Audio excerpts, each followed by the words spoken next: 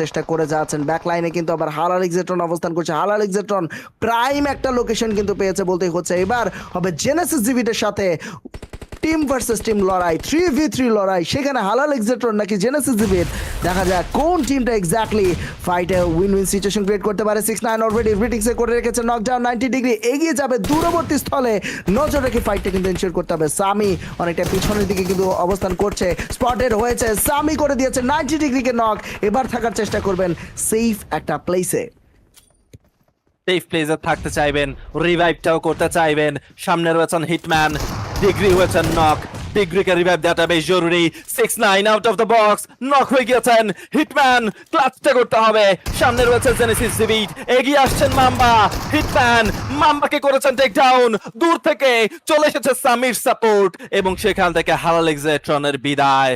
সুযোগটা ক্রিয়েট করেছিলেন ঠিকই চিকেন ডিনারের, বাট